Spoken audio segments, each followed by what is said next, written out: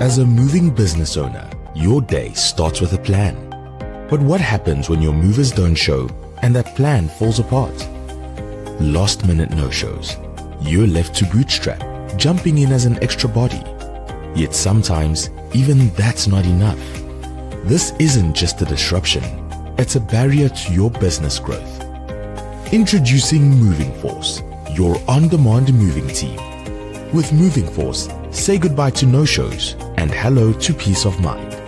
With reliable, on-demand staff ensures you're never undermanned, turning your operational nightmares into a thing of the past. Moving Force, where every day is moving day and every move is smooth. Empower your business and keep growing without missing a beat.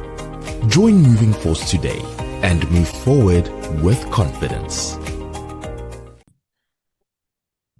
All right, y'all. Welcome to another episode of Mornings with Movers. I am Dwyght Mack with Max Moving Training as well as Moving Force, your on-demand team for every move. And Moving Force is making some thrives right now. We have some good stuff in the pipeline. And essentially, we're your backup team wherever you are. You know, we like to focus on local businesses because it's easier to scale and make sure that, you know, you guys aren't paying too much for labor that you really don't need. So if you guys are in need of backups and don't want to hire extra people this winter, no ties attached. You know, obviously you pay as you need. If you don't need them, hey, you know what? You don't have to worry about paying for them. Reach out to us at Moving Force and we could definitely help you out with that. But without further ado, we'll get the episode started. So let's see, what is the focus? The focus is, you know, ending the end of the year strong. So there's going to be 6 essential steps to ending the year strong.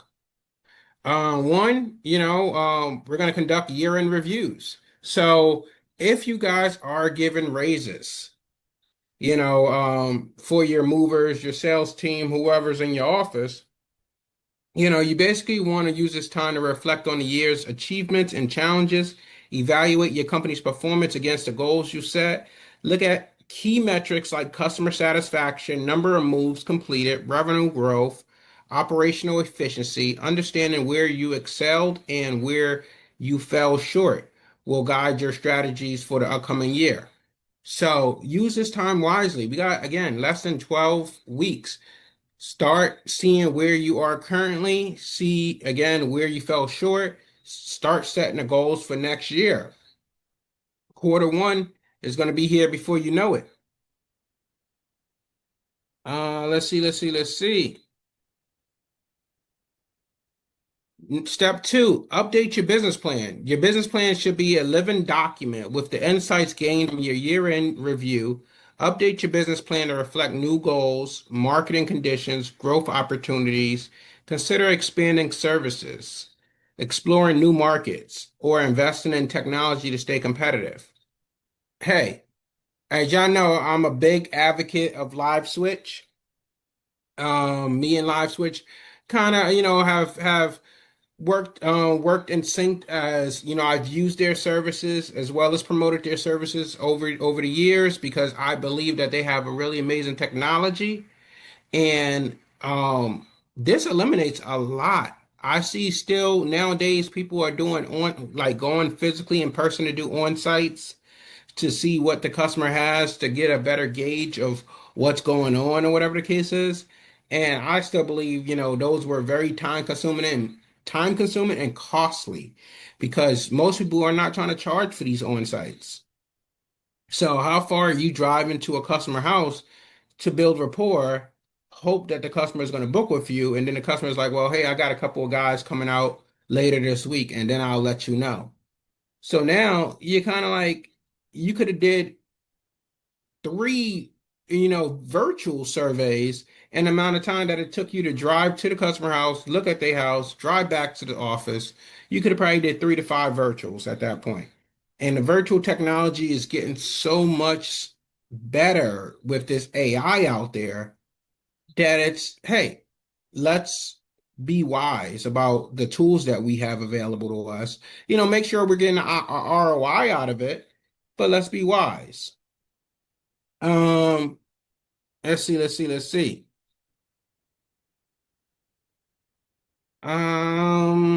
Consider expanding services. So again, diversify your services. You know, what services really worked for you this period? Let's see. Got Mr. Ryan in the building, better late than never, I'll take it. Told you I was a little behind, my man. Sorry. Holy cow, it's been a wild morning already. Oh, yes, it has. Welcome back. I feel like, we got to wipe the dust off. Ooh, man, it's been a wild few weeks, man. What's been going on with you? Yeah. Well, I don't know where to start. But I think I said the same thing to one of my friends, and he was like, from the beginning. I was like, oh, you jerk. We used to struggle with customers' item size and weights and cost for inaccurate estimates. And we also ultimately had to cancel some jobs. It was when we found Live Switch Contact. Their video tool for quoting changed everything. We saved $5,000 in the first month alone. And our only regret is we didn't try them sooner. So I was just actually going over with people, letting them know obviously we're less than 12 weeks to the end of the year. And it's creeping up on us fast. With next month being Thanksgiving month, that's going to creep up super fast. Then we have Christmas. We know how that creeps up fast. So everybody's going to be scrambling between next month and December to go Christmas shopping. But we don't want to forget about, hey, the business and making sure we close out the year strong. Like I was just telling them, I'm a big advocate of Live Switch and making sure that, hey, we're going to be implementing any new technology. You know, I think a key area will be like your virtual surveys versus having to do on sites. I still see a lot of people going out there checking out people's houses, trying to get them estimates, and some people aren't even doing it right. Some people are like, "Oh yeah, I got your information. Let me take this back to my office. I'll send you a quote." Why not just do a virtual estimate if that's going to be the case? Save you money, save you gas. What's your thoughts on organizations doing virtually zero surveys? I'm sorry, say it Like, again. what's your take on companies not doing any type of survey, whether it be virtual or in home? Either Mm. they allow the customer to fill out the form on their website, keying in how many dressers, how many boxes they think they have, or just doing kind of a verbal over the phone. What's your thoughts on that? So I was big on the verbal over the phone. I was never big on making the customer do homework on the website before giving them an estimate. We sent with most of the CRMs before, time adapted, we sent the customer estimate form and said, hey, let's get your inventory. Once we get your inventory, even though we gave them a soft quote, once we get sent them the inventory form, we realized that there was like 80 to 85% inaccurate because there was a lot of homework for people. They got to find the item on the list. They got to, find how many boxes they got. Oh, is it medium? Is it large? Is it small? And it became a very tedious thing. So we knew that it was like 85% of them were inaccurate. And we'll get to the job and we're like, oh, damn, you don't have 20 boxes. You have 100, 100. 150, And they're like, oh, yeah, we missed the garage or we missed this. And you're like, well, we're here now, we don't want to sit here and do a re-estimate because there's a bunch of things that weren't on your inventory. So for us to find accuracy, we used to do bedroom sizes. Not bedroom sizes, but we used to do bedrooms. How many bedrooms do you have? Oh, I got two bedrooms. Oh, okay. You got any extra dining rooms or whatever the case is? Oh no, standard house, living room, kitchen, two bedrooms, one bath. Okay. Any back patio, anything like that? Oh, no back patio, just the apartment. Cool. All right. So we would do it based on that. Like, okay, well, hey, they have two bedrooms, a standard living room, and et cetera. And our quotes were really good. We came out between plus or minus 10% on our estimates, where the state of New York wants you to be at. And No. we kind of liked it, but the thing was, now our guys were like, hey, what are we getting into today? A two-bedroom, one bath. Yeah. That's all I can tell you. A two-bedroom, one bath. But so it might be a lot, it might be a little. But we always estimate it as if they were a hoarder. So if they were not a hoarder, we could probably get out of there a lot sooner. But if they were a hoarder, hey, we'll be there to the time frame. Yep. Okay. But where were you going with this? No, just one of your thoughts. I mean, back when I was on that side of the house, I put eyes on everything, whether it be virtual or in person. I think the only time I did not physically go look at a shipment or do a virtual survey was on like a 200-pound consumables shipment that we did, right? So those are pretty simple. You brought a hand scale out, and there's a list of items that you can take, and there's a list of items that you can't. And our guys literally would weigh those items. Box of diapers, boom, weigh it, 3 pounds. Add it. Okay, now all that's left is 93 pounds left that the customer's allowed to bring. So those are the only ones that I didn't do a virtual or in-person survey. But I always wanted to do that. One, I wanted to be able to show the team what they were walking into. I want to verify that, my 2-bedroom average home is probably completely different than Dwight's 2-bedroom average home, right? Average to me could be hoarding. Average to you could be minimalistic. But I always want to make sure I touched, saw, looked, smelled. I want to know what I was sending my team into. And ultimately, I wanted to make sure it was, well, hey, dude, plus how many times have you sent crews to homes and they're like, dude, what is this? We need we need someone to come spray for bugs before we can finish this one. Or you walk in and it is a hoarder situation where it's like, I'm not putting my team through that. I learned the hard way on that many, many times, but I was always a fan of putting the eyes on it, drumming up an actual cube sheet on every order that we did, because obviously we know price comes into play. Mm-hmm. So my part with that is, hey, let's throw the price out of the way, Mr. Customer. Let's compare what I think you're moving versus what the other company thinks you're moving. Let's walk down the cube sheet. Nobody in our area did that, right? So I'm like, oh, I don't have a list of inventory from the other guy. Well, how'd they come up with your price? Is it based off a 3-bedroom, 2-bedroom, or is it based off of actually what you're looking to bring?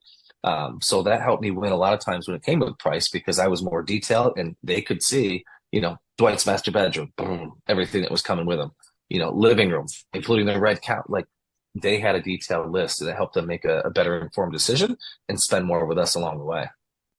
When your team isn't trained, mistakes happen. Jobs go wrong. Customers complain. And your business? It suffers. At Max Moving Training, we help moving companies like yours build strong, reliable teams from the inside out. From mover and driver training to sales, operations, marketing, and leadership, we give your people the skills to succeed. When everyone is trained, everything runs smoother and your business grows stronger. Training isn't optional. It's essential. Stop guessing. Start training.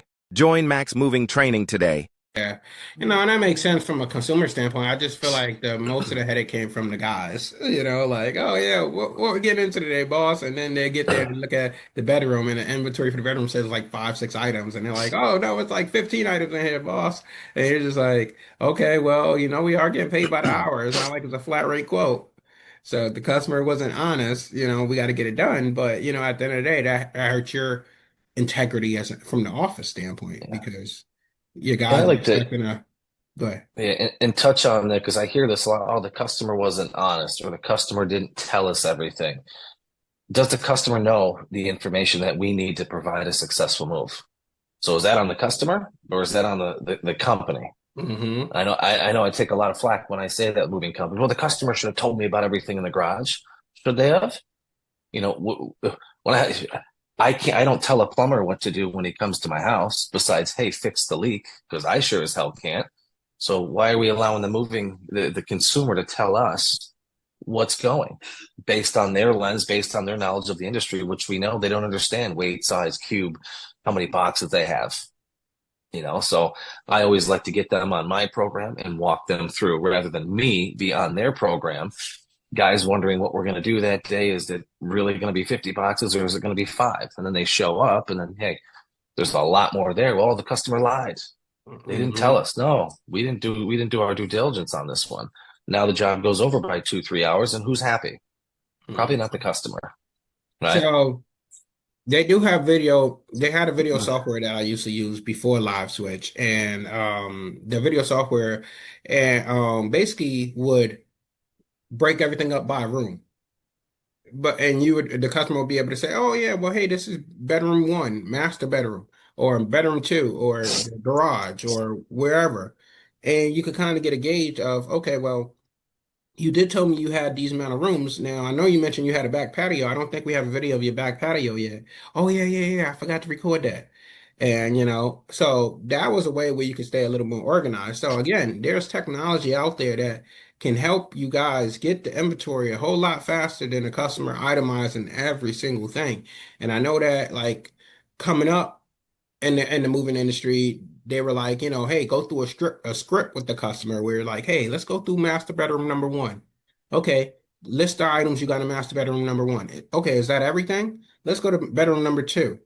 And I just feel like the times are changing. Things are getting a lot more quicker. People's attention spans are not the same. So let's make this process seamless. Whether it's again, a customer is already on their phone. They're already using their phone. Let them record their house, and you basically be able to sum up their inventory based on that. And then hey, you can average your truck, you can get your pounds, your guys can do what they got to do. You can always get a customer a soft estimate contingent on how many pounds you actually find in that inventory once you get the video. Because obviously you don't know how long it's going to take that customer to give you the video. They might be just looking for anybody to give them a quote, and they go with the first person that just throws a number at them. So you can make it contingent. There's never anything wrong with contingencies. Yeah, our team was literally like the first and very most important piece in the process is getting that virtual survey or that in-home walkthrough done, because that's going to determine where we take off, what we do, the amount of manpower, person power that we need, to determine the material that we need. So we weren't big into giving ballparks at all. Now, if we got pressed super, super, super hard, right? Like, to me, that's all about price. It's not about value and what we can offer to somebody. But our biggest thing was let's set that virtual survey. Let's do it right now, because that was the most important piece, at least in our minds, to kicking off a good, smooth move. Mm-hmm. So, all right, y'all. So number 3 on our list for preparing for the end of the year is strengthen your online presence. In today's digital world, a strong online presence is indispensable. Update your website, optimize it in search engines for the search engines, ensure your social media profiles are active and engaging. Consider running targeted digital marketing campaigns to boost visibility and attract new customers. So, hey, use this time of the year to see what other marketing opportunities are out there. My team, when I was coming up, we used to focus on making sure, hey, you know what, this month of October or November, whenever it comes, we want 5 to 10 new lead providers. I think that's more than reasonable. And we have ways of searching the market and making sure that, hey, you know what, we were everywhere. There's companies out there like Snowball now. Again, they're more not like a lead provider, but they're a marketing tool that can help you gain more business. You got what is it called? Not Move Research Marketing. You have Moversville.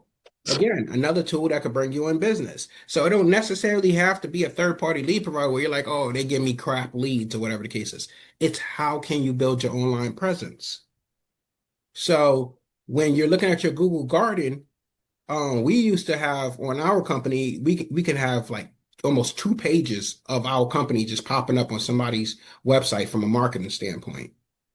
And we're like, oh, geez, okay, we're doing good. We're with Angie's, we're with Yellow Pages. We were with, all of these different companies that's giving us SEO that's allowing us to show up more frequently wherever the customer may be.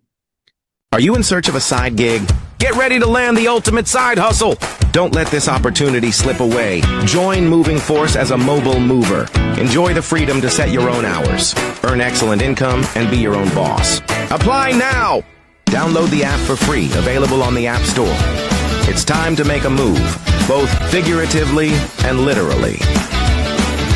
Oh, look at sites like maybe Hire Helper or Moving Help and see where these companies that's on there are appearing on your Google Garden, and use that as a strategy to continue to expand your reach. Because, hey, customers are going every which way to find movers. Why not be in front of them? Yeah. What's your take? Anything, Ryan, on that one? I just think that's something, you don't wait till the end of the year to do.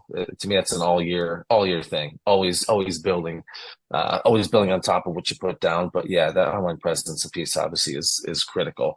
But also with the different seasons also comes different lines of business. I heard you talk about diversification as I was late popping on. So, when household season ends, we know commercial begins, right? When commercial ends at a particular time, we know that's when the SpecCon game, because all the conferences and things are happening this time of the year. So, for us, it was kind of a 90-day segmented piece, and, always marketing to that next 90 days.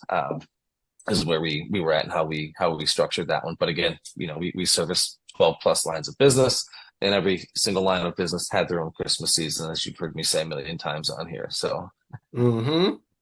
So, all right. So, step 4, plan your marketing and advertising strategy. Develop a comprehensive marketing strategy for the new year.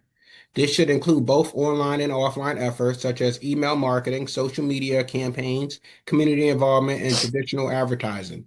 Tailor your marketing messages to address the specific needs and concerns of your targeted audience. So always be addressing the pain points. Always be coming up with a solution for those pain points for your targeted audience.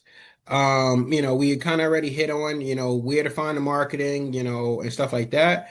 But with the offline marketing efforts, I will say make sure you put a tracking number on those things so you know where and what is working good.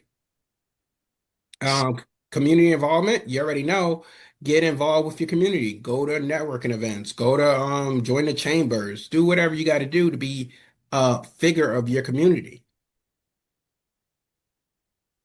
yeah, man, Mhm. it's building that awareness, man. Be seen, build trust, create demand. That's where it's at. But to me, that's an all year round piece. All right. So, step 5, focus on financial health. Review your financials thoroughly. Get a CPA if you guys don't know what you're looking at when it comes to this stuff. I know some people like to hire bookkeepers and say, oh, well, they get it done on the 15th, so I know that I'm caught up, but then don't know what you're really looking at when they get done or if they are done. I had bookkeepers, and I'm not gonna say from who, as much as I wanted to, but I had bookkeepers that, were so far behind in doing my books that like it's October and they're still, they haven't reconciled the book since August. And I'm just like, I can't work like this. I don't know what I'm looking at. I feel like I'm so far behind. And then next thing they're gonna hit me with is, what's this transaction on August 5th? I don't know. Like, I know it's a dollar amount. I know I spent too much money on that transaction, but I don't know. It's August 5th. And, so whoever is your bookkeeper, you definitely want to make sure that they're staying relevant and up to date, whether it's within the last 30 days. So you can make sure that you're properly journalizing your transactions. So when you're looking at it from a big standpoint, you're like, oh, on our administrative expenses, we spent $3,000 this year. And you can actually look in depth and say, oh, okay, well, here's what 3,000 broke down to.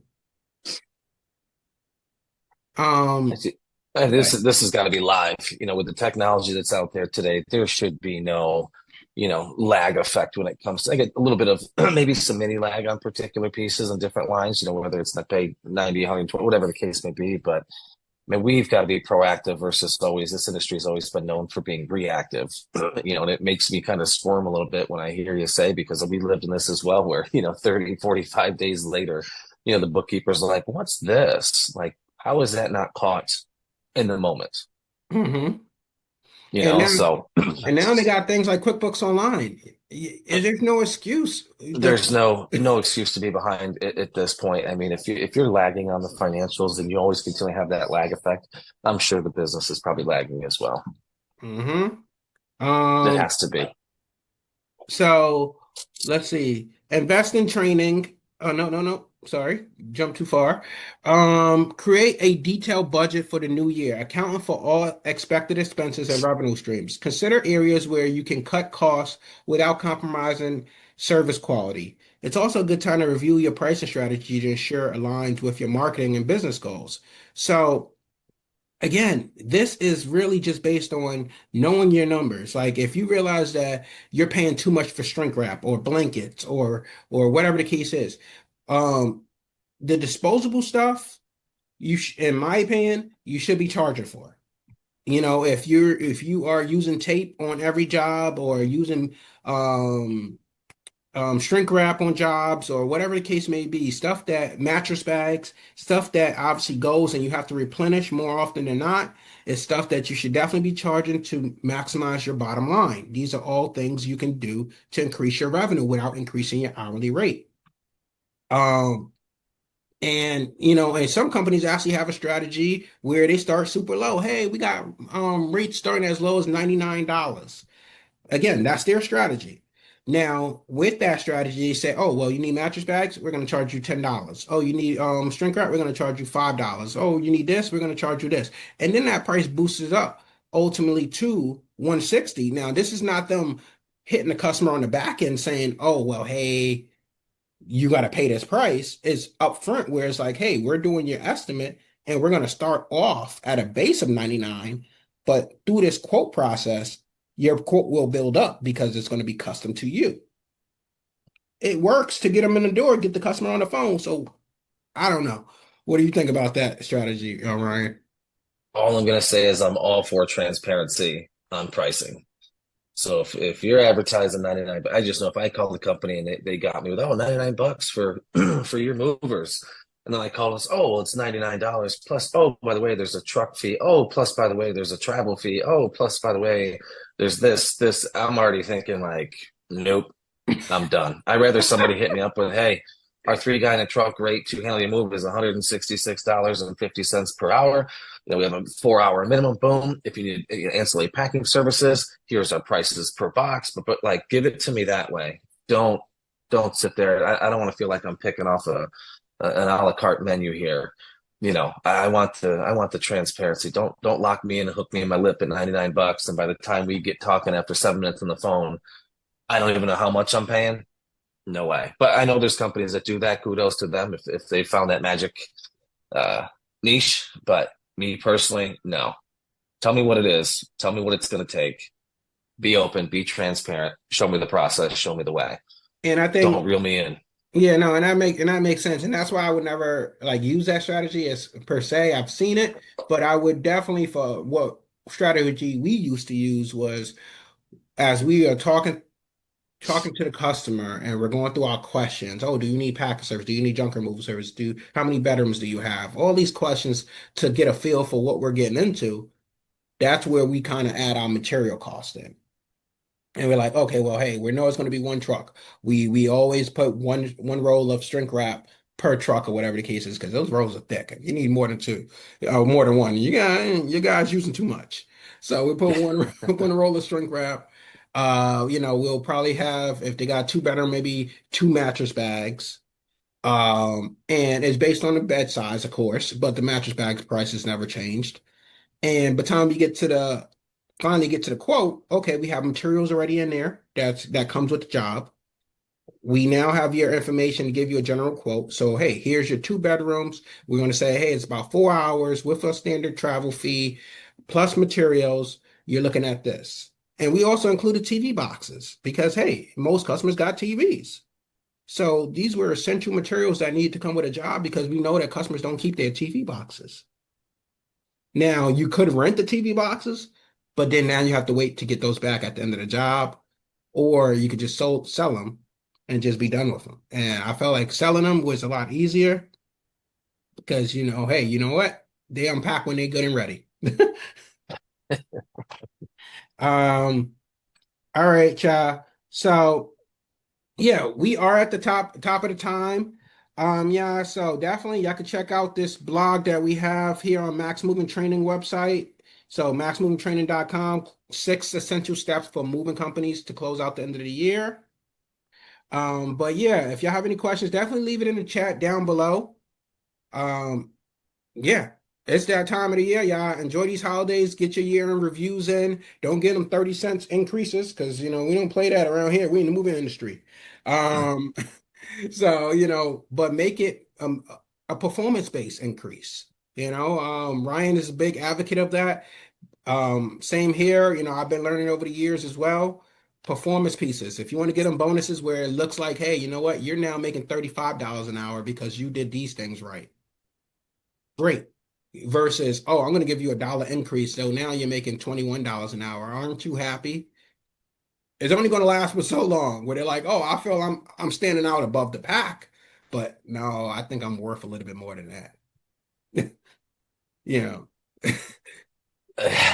You know my feelings on this one, Dwight. Like taking one of your best guys who had a killer year, like, oh, Dwight, I'm giving you $1 more an hour, right? Like at the end of the day, say it's a 40-hour week, it's $40. Then you take the taxes out. What's he left with? 25, $30. Like be your best guy to reward him. Oh, $25 more a week. Here you go, buddy. I'm so proud of you. You're the guy. No, I think performance based is where it's at. We weren't big on the old incremental raises and things like that. It was, hey, you got the ability to earn the income that you need, but it's all performance. It's all performance based. The harder you work, the better you do. Obviously, the more you're going to increase your tips, the better bonuses you're going to get. The more 5-star reviews you get, the more bonuses you get. Here we are. So, Yeah, I heard it. So, all I'm gonna right, stop y'all. right there with it. I get fired up over that. If y'all have any questions about the performance-based pay, reach out. So all right, y'all have a great day. Keep killing it. See y'all next week.